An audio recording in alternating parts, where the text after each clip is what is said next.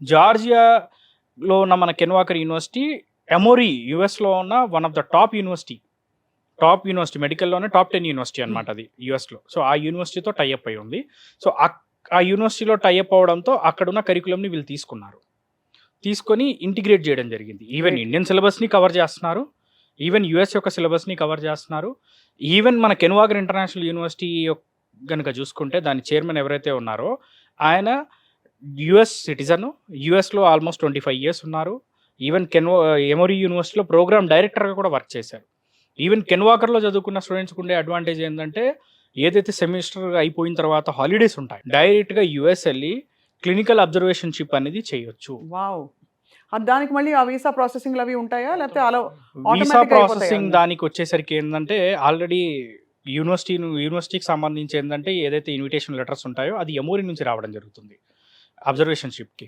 So మిగతా process వచ్చేసరికి కావాలనుకుంటే జార్జియాలో యూనివర్సిటీ హెల్ప్తో అయినా చేసుకోవచ్చు, లేకపోతే యాజ్ ఎ వీసోస్గా మనం ఆల్రెడీ మాస్టర్స్ దాంట్లో కూడా ఉన్నాం కాబట్టి, మనం ఎంతోమంది పిల్లల్ని పంపించాం కాబట్టి, సో ఆ అనుభవం ఉంది కాబట్టి మనం యూఎస్ వీసా కూడా చేయడంలో ఎలాంటి ఇబ్బంది లేదు.